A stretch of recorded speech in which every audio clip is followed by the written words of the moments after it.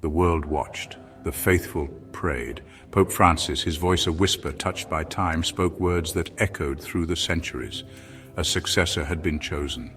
The weight of those words settled upon the air, a heavy silence descending upon St. Peter's Square. Never before in modern times had a pope designated his own successor.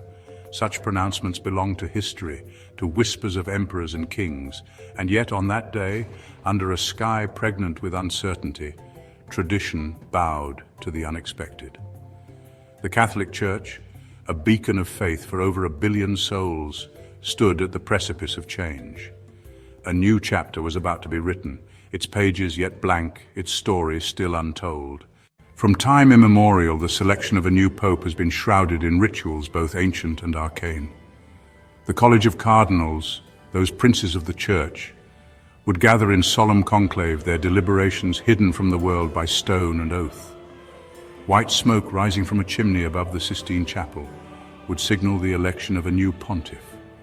The weight of history, of expectations, of the very fate of the Church itself, rested upon their shoulders. But Pope Francis, the reformer, the pragmatist, the man who had never shied away from challenging convention, had chosen a different path. His decision, announced with a clarity that belied the frailty of his years, sent shockwaves through the Vatican and beyond. Within the Vatican walls, whispers turned to hushed conversations, the news spreading like wildfire through the corridors of power. Cardinals, their faces etched with a mixture of astonishment and apprehension, huddled in private chambers. The Swiss Guard, those stoic guardians of the Holy See, stood watch, their halberds glinting in the Italian sun, their expressions betraying nothing of the turmoil within. The weight of the moment pressed down upon all who resided within the city of saints and sinners. This was not merely a change in leadership, it was a seismic shift in the very tectonic plates of the Church. Cardinal Pietro Parolin. The name echoed through the halls of the Vatican, a name synonymous with diplomacy, with intellect, and with an unwavering commitment to the principles of his faith. A scholar, a diplomat, a man of deep spirituality, Parolin had long been seen as a rising star within the Church. As Vatican Secretary of State, he had been Pope Francis's right-hand man, his trusted advisor, his confidant. He had navigated the complexities of international relations with a deftness that had earned him the respect of world leaders. Parolin's journey to this esteemed position was not one of mere chance. Born in the small town of Chivon in Italy, he was ordained as a priest in 1980. His early years were marked by a profound dedication to pastoral work. But it was his keen intellect and diplomatic acumen that soon set him apart. He pursued advanced studies in canon law and entered the Holy See's diplomatic service in 1986. Over the years, Parolin served in various capacities, including assignments in Nigeria and Mexico, where he honed his skills in navigating complex political landscapes. His ability to mediate and foster dialogue in challenging situations became his hallmark. By the time he was appointed as the Vatican Secretary of State in 2013, he had already built a reputation as a bridge builder, someone who could bring disparate parties to the table and find common ground. His role as Secretary of State placed him at the heart of the Vatican's diplomatic efforts. He was instrumental in negotiating the historic agreement between the Holy See and China, a testament to his belief in the power of dialogue and diplomacy. Parolin's selection, while unexpected, was not entirely without precedent. He was, after all, a man cut from the same cloth as Francis, a man who believed in the power of dialogue, in the need for the Church to be a force for good in the world. Parolin's vision for the Church is one of inclusivity and engagement. He's often spoken about the importance of the Church being present in the world, not as a distant observer, but as an active participant in addressing the challenges of our time. Whether it is advocating for peace in conflict zones, addressing climate change, or promoting social justice, Parolin sees the Church as a beacon of hope and a catalyst for positive change. As he steps into this new chapter of his journey, Cardinal Pietro Parolin carries with him the hopes and aspirations of millions. His leadership will undoubtedly shape the future of the Church, guiding it through the complexities of the modern world with wisdom, compassion, and unwavering faith. The news of Pope Francis's decision reverberated around the globe, sparking a mixture of awe, confusion, and cautious optimism. From the grand cathedrals of Europe to the humblest village churches in the developing world, the faithful grappled with the implications of this unprecedented event. Some welcomed the news with open arms, seeing in Parolin a worthy successor to Francis, a man who would continue the work of reform and renewal. Others, more traditionalist in their views, expressed reservations, questioning the wisdom of circumventing the time-honored process of the conclave. The world held its breath, watching and waiting to see how this new chapter in the long and storied history of the Catholic Church would unfold. Parolin's papacy, a future unveiled. What kind of pope would Parolin be? It was a question that occupied the minds of Catholics and non-Catholics alike. His tenure as Secretary of State had provided glimpses of his leadership style, diplomatic, measured, yet unafraid to address controversial issues head-on. Many believed he would continue Francis's emphasis on social justice, environmental stewardship, and interfaith dialogue. Others speculated that his deep understanding of geopolitics could lead to a more prominent role for the Church on the world stage. One thing was certain, Parolin's papacy would be anything but ordinary. He inherited a church grappling with internal divisions, facing challenges from a rapidly changing world, and yet still a beacon of hope for millions beyond the Vatican walls. The impact of Pope Francis's announcement extended far beyond the confines of the Vatican. It was a moment that resonated deeply with millions of people around the globe, transcending borders and cultures. The Pope's words carried a weight that was felt in every corner of the world, from bustling metropolises to remote villages. In countries with large Catholic populations, the news dominated headlines, sparked debates on television and radio, and ignited conversations around dinner tables. The announcement was dissected by pundits, analyzed by scholars, and discussed passionately by ordinary people. It was a topic that seemed to touch on every aspect of life, from politics to personal faith. In Latin America, where the Church had long been a powerful force for social change, there was a sense of both excitement and trepidation.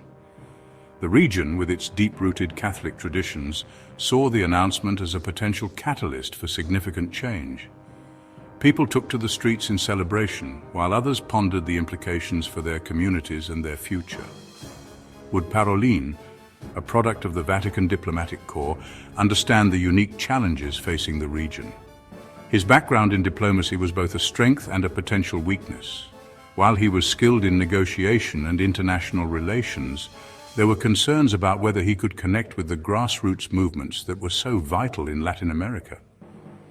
In Africa, where the Church was experiencing rapid growth, there was hope that Parolin would continue Francis's focus on the developing world. The continent's vibrant and diverse Catholic communities were eager to see how the new leadership would address issues such as poverty, education, and healthcare. There was a palpable sense of anticipation and optimism. And in Europe, where secularism was on the rise, many wondered if he could stem the tide of declining religious observance. The challenge was immense as the continent grappled with a growing disinterest in organized religion.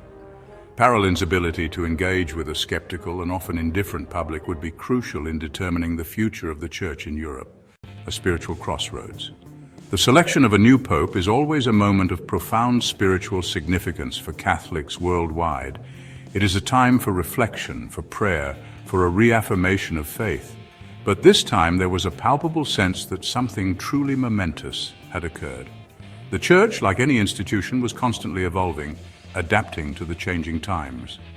But Pope Francis's decision to name his own successor was a bold and unprecedented move, one that challenged centuries of tradition. It was a reminder that the Holy Spirit, the guiding force of the Church, often worked in mysterious and unexpected ways. Legacy and the unfolding path. As the sun began its slow descent over Rome, casting long shadows across St. Peter's Square, the world waited with bated breath to witness the dawn of a new era. The air was thick with anticipation, a palpable sense of history in the making. The majestic silhouette of St. Peter's Basilica stood as a silent witness to the unfolding events, its ancient stones imbued with the weight of centuries of faith and tradition. The crowds gathered in St. Peter's Square, their faces a mosaic of emotions: hope, anxiety, reverence. People from all corners of the globe had come together, united by a shared sense of purpose and a common faith. They stood shoulder to shoulder, their collective breath held in suspense, waiting for a sign, a word, a gesture that would signal the beginning of a new chapter in the history of the Catholic Church. Pope Francis, his frail hand raised in blessing, had set in motion a chain of events whose ultimate outcome remained unknown. His presence, though physically diminished, was a beacon of hope and a symbol of continuity. The Pope's every move was watched, analyzed and interpreted as the faithful sought to understand the deeper meaning behind his actions. His legacy, already secured as a transformative figure who had breathed new life into the Church, was now intertwined with the future of his successor. Pope Francis had been a catalyst for change, challenging the status quo and urging the Church to embrace a more inclusive and compassionate approach. His teachings and actions had left an indelible mark on the hearts and minds of millions.